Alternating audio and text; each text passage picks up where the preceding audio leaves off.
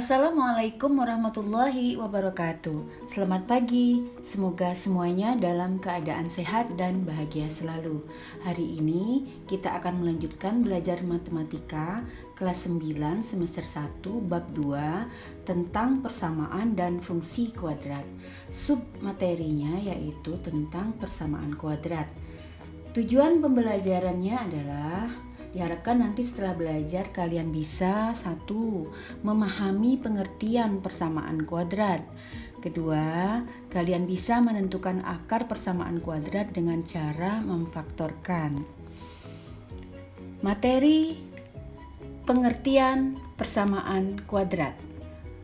Persamaan kuadrat adalah persamaan matematika yang memuat variabel dengan pangkat tertingginya 2.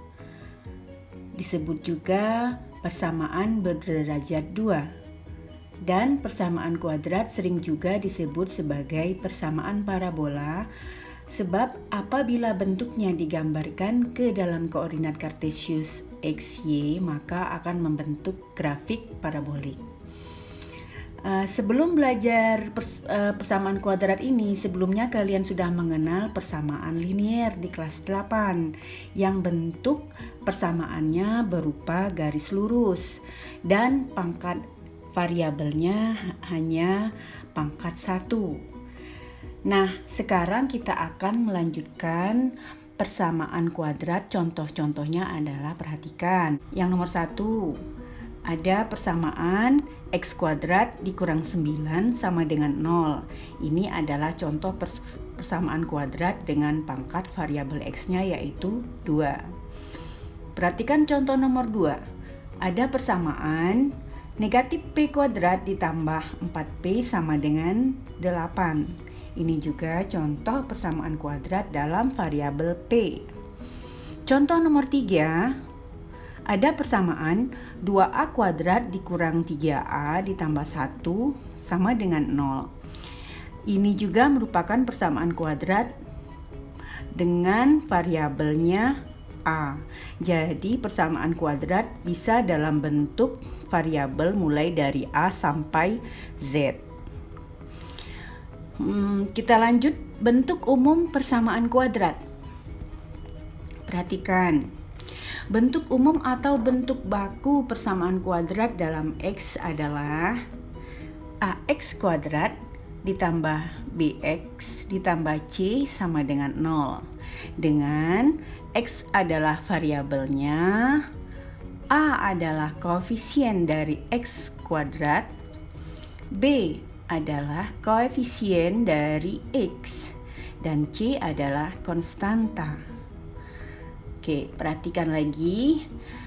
Persamaan kuadrat di atas berlaku jika nilai A tidak sama dengan 0 dan nilai A, B, C merupakan bilangan real atau bilangan nyata. Jika nilai B sama dengan 0, bentuk umumnya menjadi AX kuadrat ditambah C sama dengan 0.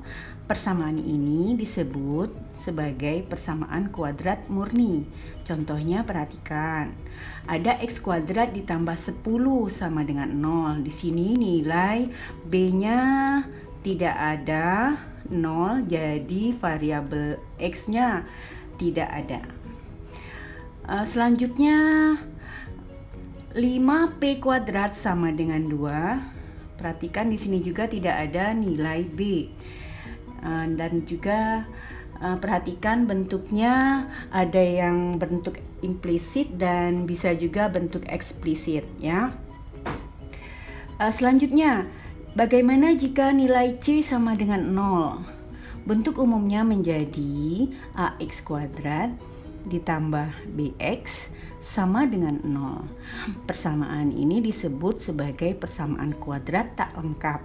Contohnya, ada 3x kuadrat dikurang 2x sama dengan 0. Di sini tidak ada nilai C-nya atau konstantanya. Perhatikan lagi, ada persamaan T kuadrat ditambah 6T sama dengan 0. Di sini juga tidak ada konstanta atau nilai C-nya sama dengan 0. Nilai pengganti X yang memenuhi persamaan disebut sebagai penyelesaian atau solusi dari persamaan tersebut, atau dikenal juga sebagai akar-akar penyelesaian persamaan kuadrat. Sehingga persamaan AX kuadrat ditambah BX ditambah C sama dengan 0 menjadi kalimat atau sebuah pernyataan yang nilainya benar. Sebaliknya, jika nilai X yang mengakibatkan persamaan kuadrat menjadi kalimat yang salah, maka nilai X itu disebut sebagai bukan akar atau bukan penyelesaiannya. Contoh, perhatikan.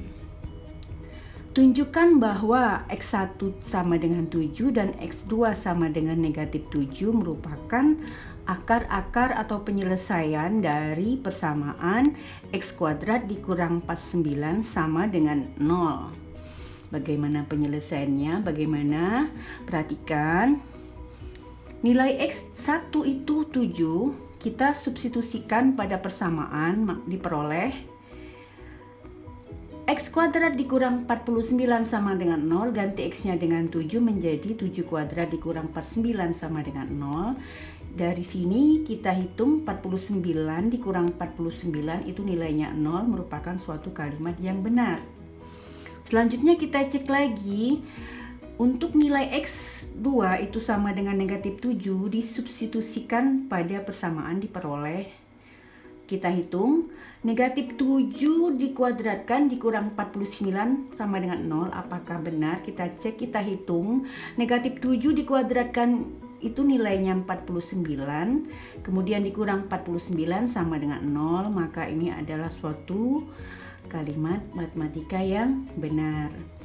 Karena setelah disubstitusikan menghasilkan kalimat yang benar, maka X1 sama dengan 7 dan X2 sama dengan negatif 7 adalah akar-akar atau penyelesaian dari persamaan X kuadrat dikurang 49 sama dengan 0. Perhatikan selanjutnya contoh nomor 2.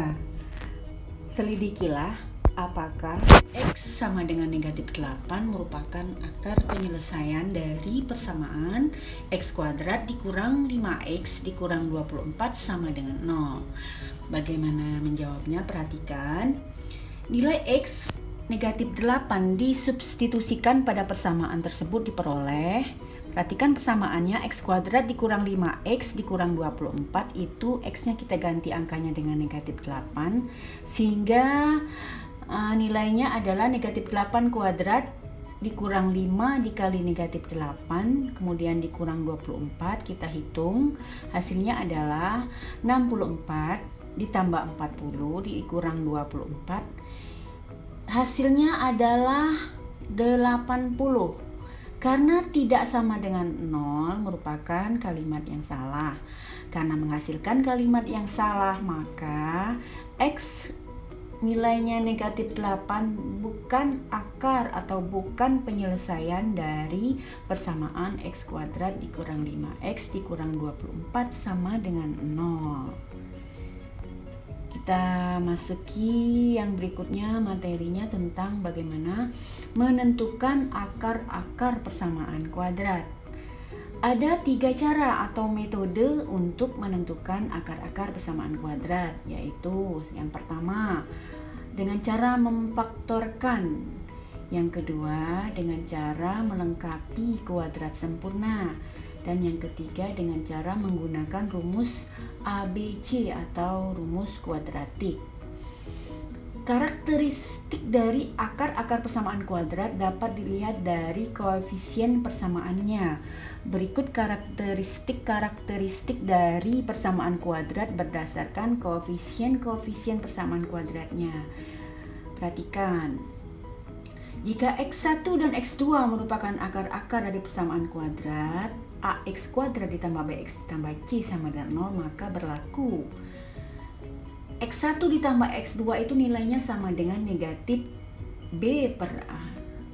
Dan berlaku juga jika X1 dikali X2 itu nilainya sama dengan C per A. Selanjutnya, Misal, suatu persamaan kuadrat AX kuadrat ditambah BX ditambah C sama dengan 0 dengan nilai diskriminannya adalah D sama dengan B kuadrat dikurang 4 kali A kali C, maka untuk diskriminan yang lebih kecil dari 0, persamaan kuadrat tersebut tidak mempunyai akar-akar. Jika nilai diskriminannya sama dengan 0, maka persamaan kuadrat mempunyai akar-akar yang kembar atau sama. Bagaimana jika diskriminannya lebih besar dari 0, maka persamaan kuadrat mempunyai dua akar yang berbeda.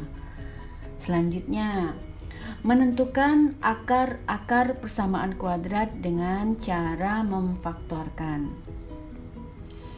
Tahap inti dari metode ini adalah memfaktorkan persamaan kuadrat X kuadrat ditambah BX ditambah C menjadi bentuk perkalian.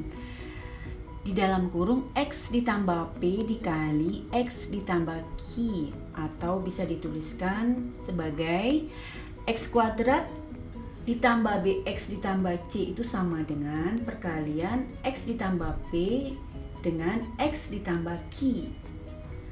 Nah, selanjutnya kalian bisa merubah pemfaktoran ini menjadi bentuk bahwa X kuadrat itu ditambah BX ditambah C sama dengan X kuadrat ditambah dalam kurung P ditambah Q dikali X ditambah dalam kurung P dikali Q. Jadi untuk memfaktorkan harus dicari bilangan P dan Q sedemikian hingga menyebabkan B itu nilainya sama dengan P ditambah dengan Q, dan nilai C sama nilainya dengan P dikali Q. Oke, yuk kita mencoba. Perhatikan di sini kita mencoba ada persamaan kuadrat X kuadrat ditambah 5X ditambah 6 sama dengan 0. Bagaimana kita mencari akar-akar persamaan kuadrat atau penyelesaiannya dengan cara memfaktorkan? Perhatikan. Pada persamaan ini kalian tahu nilai B-nya adalah 5, nilai C-nya adalah 6. Sehingga harus dicari bilangan P dan Q sedemikian hingga bahwa jika P ditambah Q nilainya sama dengan 5 dan jika P dikali Q sama dengan 6. Dalam hal ini dilihat syarat P dikali Q sama dengan 6 terlebih dahulu, sehingga pasangan nilai P dan Q yang mungkin adalah, perhatikan tabel berikut ini.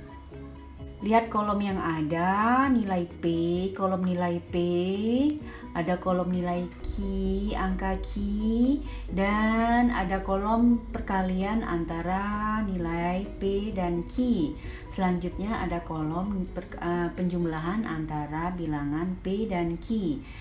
Tadi kita sudah lihat bahwa ketentuannya, kita lihat dulu yang nilai Q yang hasil perkaliannya adalah 6. Kemungkinan angkanya adalah 1 dikali 6, sehingga nilai P kali Q-nya 6. Tapi setelah dihitung jumlah angkanya 1 dengan 6 itu adalah 7. Oke, kita lanjut ke baris kedua. Di sini ada angka 2 pasangan 2 dikali 3. Nilai P-nya 2, nilai Q-nya 3. Kalau dikali 6, kalau ditambah angkanya yaitu 5. Kemungkinan seterusnya adalah 3 nilai P-nya, Q nilainya 2, kalau dikali 6, kalau ditambah yaitu 5. Kemungkinan berikutnya adalah 6 dikali 1, hasil kalinya 6, hasil jumlahnya 7. Nah, dari kemungkinan dan seterusnya sampai ke bawah ya. Dari kemungkinan pasangan angka P dan Q yang hasilnya perkaliannya dan 6 dan penjumlahnya adalah 5, kalau kalian perhatikan adalah yang baris kedua.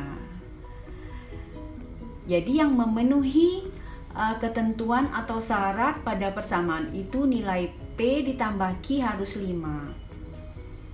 Selanjutnya didapat pemfaktoran, bentuknya jadi hasilnya Untuk X kuadrat ditambah 5X ditambah 6 itu sama dengan nilainya perkalian antara X ditambah 2, jadi P nilainya 2, dan X ditambah nilai Q-nya yaitu 3. Nah, setelah dapat pemfaktoran angkanya seperti ini, sehingga kita dapat menentukan akar-akarnya menjadi untuk yang pertama yaitu X ditambah 2 sama dengan 0, nilai X-nya berarti pindahkan angka 2 ke ruas kanan, tandanya jadi berubah. Jadi nilai X sama dengan negatif 2. Nah, kemungkinan yang kedua adalah X ditambah 3 sama dengan 0. Jadi pindahkan angka 3-nya ke ruas kanan menjadi negatif 3. Selanjutnya, akar-akar penyelesaian dari persamaan tersebut adalah negatif 2 dan negatif 3. Oke, kita masuki contoh soal. Yang pertama, perhatikan. Tentukan akar-akar persamaan dari 9x kuadrat dikurang 16 sama dengan 0. Jawabnya bagaimana? Kita harus merubah bentuk persamaan ini menjadi bentuk perkalian kuadrat, yaitu 9x kuadrat itu sama nilainya dengan 3x kuadrat dikurang 16 itu sama nilainya dengan 4 kuadrat. Ingat, pemfaktoran untuk bilangan kuadrat ax kuadrat dikurang bx kuadrat itu sama dengan perkalian a ditambah b dalam kurung dikali a dikurang b. Nah, dari bentuk ini kalian bisa merubah bentuk pemfaktorannya menjadi dalam kurung 3x ditambah 4 dikali dalam kurung lagi 3x dikurang 4 sama dengan 0. Setelah dapat pemfaktoran seperti ini, kita bisa menentukan akar-akarnya dengan pertama, untuk 3x ditambah 4 sama dengan 0, didapat bahwa 3x sama dengan pindahkan positif 4 ke ruas kanan menjadi negatif 4. Seterusnya kita hitung x itu nilainya sama dengan negatif 4 per 3. Nah, untuk nilai 3x dikurang 4 sama dengan 0, kita hitung lagi, pindahkan negatif 4 ke ruas kanan, nilainya berubah jadi positif 4. Hitung x-nya menjadi sama dengan 4 per 3. Jadi himpunan penyelesaiannya adalah 4 per 3 dan negatif 4 per 3. Oke, kita lanjut contoh soal nomor 2. Perhatikan pertanyaannya. Tentukan akar-akar dari persamaan 2x kuadrat dikurang 5x sama dengan 0. Bagaimana penyelesaiannya? Perhatikan. Dari persamaan 2x kuadrat dikurang 5x sama dengan 0, kalian harus bisa merubahnya menjadi bentuk perkalian dua faktor seperti ini, yaitu menjadi x dikali dalam kurung 2x dikurang 5 sama dengan 0. Nah, dari perkalian faktoran ini kalian bisa menentukan bahwa nilai x yang pertama itu adalah sama dengan 0, dan untuk nilai yang kedua yaitu 2x dikurang 5 sama dengan 0. Selanjutnya kita pindahkan negatif 5 ke ruas kanan menjadi positif 5. Kita hitung x menjadi nilainya 5 per 2. Jadi himpunan penyelesaiannya atau akar-akar persamaan tersebut adalah 0 dan 5 per 2. Contoh nomor 3. Perhatikan, tentukan akar-akar dari persamaan x kuadrat dikurang 9x ditambah 8 sama dengan 0. Bagaimana penyelesaiannya? X kuadrat dikurang 9x ditambah 8 sama dengan 0. Bentuknya tadi seperti yang sudah dicontohkan, kalian harus perhatikan angka yang di ruas yang sebagai konstanta yaitu 8. Cari perkalian yang hasilnya 8 tapi kalau dijumlahkan adalah 9. Nah, angka-angka yang didapat adalah menjadi bentuknya faktorannya adalah x dikurang 1 dikali x dikurang 8 sama dengan 0. Nah, Untuk akar yang pertama didapat dari X dikurang 1 sama dengan 0, maka nilai X sama dengan pindahkan angka negatif satunya ke ruas kanan menjadi X sama dengan 1. Dan untuk akar yang kedua didapat dengan X dikurang 8 sama dengan 0, maka nilai X sama dengan 8. Jadi himpunan penyelesaiannya adalah 1 dan 8. Demikianlah pembelajaran kita hari ini. Materinya akan melanjutkan minggu depan. Semoga bermanfaat. Silahkan disimak ulang untuk yang belum paham. Nah, tugas dan latihannya seperti biasa buatlah rangkuman materi. Dan yang kedua, kerjakan latihan di bawah ini ya. Oke, selamat belajar dan semoga sukses. Terima kasih. Wassalamualaikum warahmatullahi wabarakatuh.